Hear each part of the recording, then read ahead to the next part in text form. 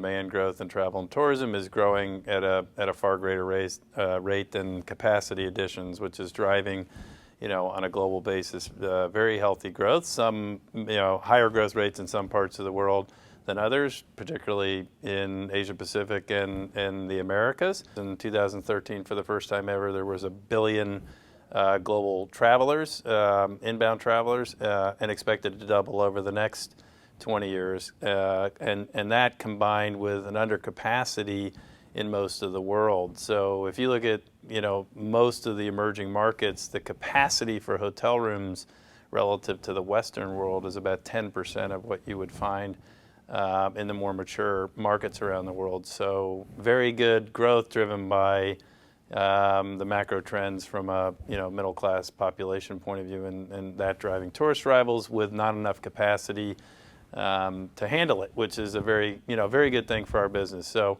in many ways, we look at, frankly, not just the next few years as being good, but the next 10 or 20 years really as being a golden age of travel.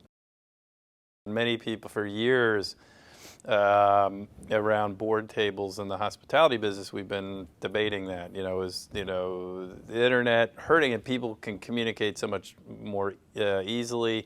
You've got video conferencing and all of these different technologies that many have thought were going to disrupt the business. The reality is they've accelerated the growth in the business because people are moving faster, and while certain forms of communication have been made easier and don't require travel, the net result of it all is more activity, more commerce, people wanting to connect more. They may do it for different reasons, but it is enhanced the growth in travel and tourism, not taken away from it.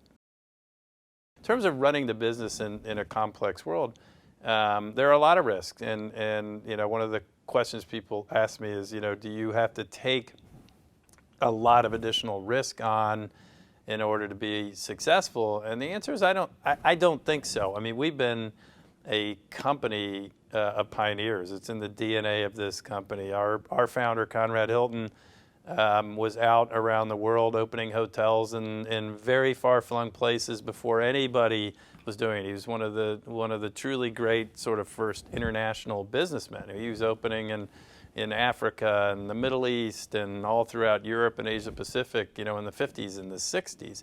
So we've always been pioneers. We've always been willing to take reasonable risk. I think that the most important way that we mitigate against that is being able to move quickly and be smart about how we operate the business and who we partner with and exactly where we are and what locations. Now, in the end, we can't mitigate against all risk, and that's why diversification, in the sense that as markets go up and down, we can hopefully outperform competition and do better, but we can't fight the tide entirely, and that's where diversification is a very powerful ally.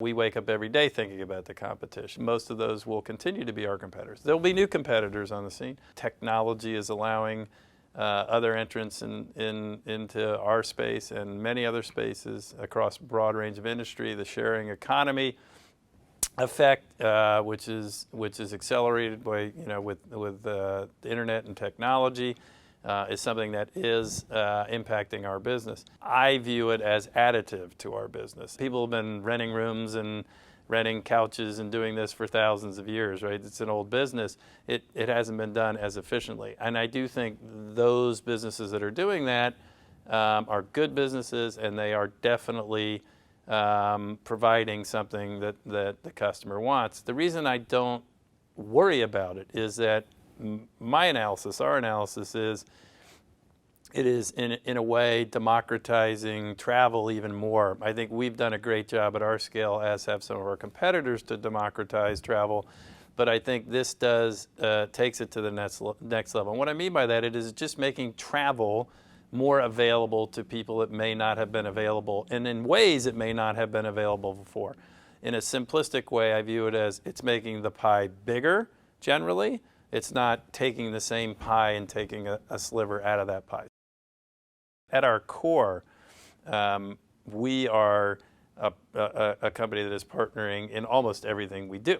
So we have a pipeline of hotels, around the world, 1,240 hotels, over 200,000 rooms in our pipeline of development around the world. 100% of that is with partners. It represents close to a $50 billion investment that is being made with third-party partners. Why is that important?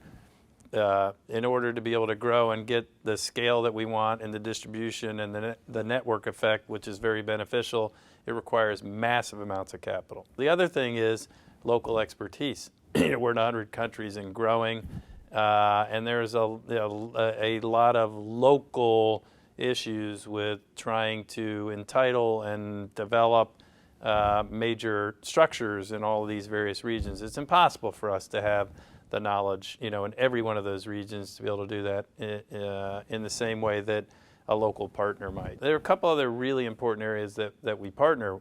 Technology. I have a philosophy, which is we're a hospitality company that we should stick to what we do best.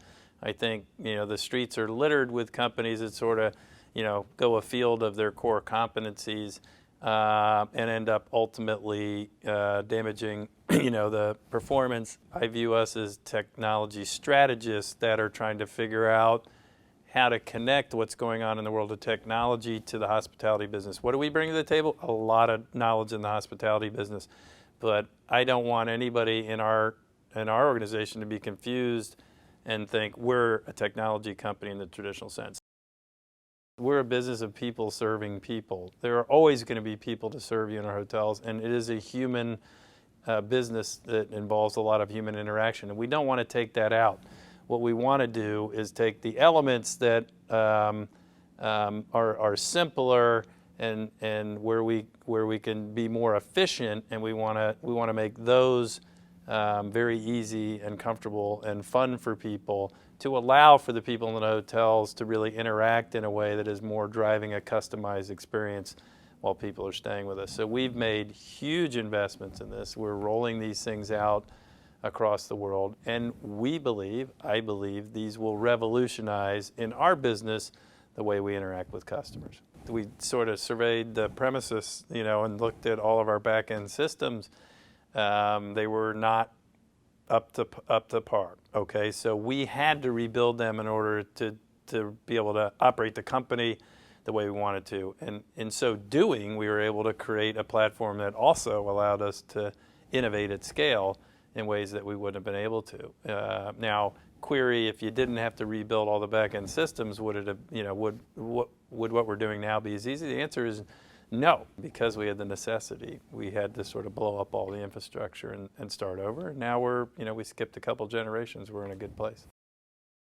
Decision-making is much, much faster, at least from my personal experience, and much, much more complex than it was 10 or 20 years ago. Particularly in our business, where I believe to truly maximize your potential, you have to operate at a very large scale and with amazing geographic diversity. When you start to operate at that scale and with that diversity, it changes the equation in a geometric way. I think over the next decade or two, the companies that are going to really do it well are going to be companies that are successful at distributing leadership. And to me, what that means is being able to, as much as possible, have decisions made in the organization to serve customers at the point of the most information and knowledge, which by definition means very far down in the organization, and in our case, literally in the region, at the property, where they understand in a real-time way what the customer's needs are. The companies that are going to succeed are going to be companies that are successful at getting intense alignment of who they are, what they stand for, what their key priorities are, the basics of vision, mission, values, key strategic priorities, which we have spent an immense amount of time on. Gone are the days where you can have a lot of top-down decision-making